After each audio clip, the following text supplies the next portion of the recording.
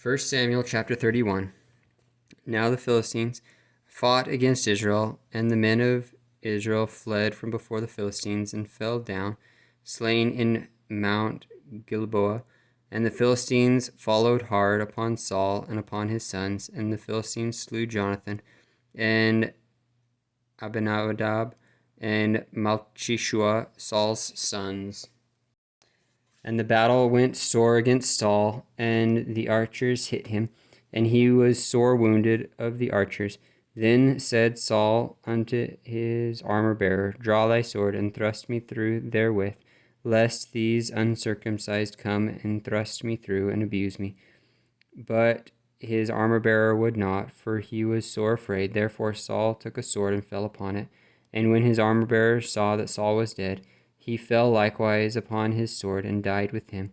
So Saul died, and his 3 sons, and his armor-bearer, and all his men, that same day together.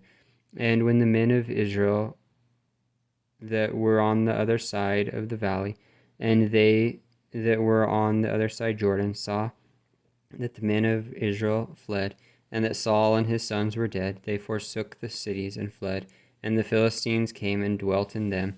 And it came to pass on the morrow, when the Philistines came to strip the slain, that they found Saul and his 3 sons fallen in Mount Gilboa, and they cut off his head, and stripped off his armor, and sent into the land of the Philistines round about to punish it in the house of their idols and against the people. And they put his armor in the house of Ashtaroth, and they fastened his body to the wall of Bethshan.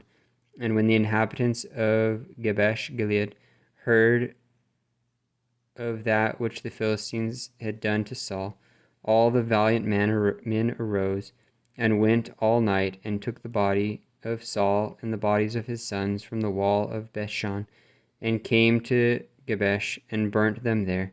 And they took their bones, and buried them under a tree at Jabesh, and fasted 7 days.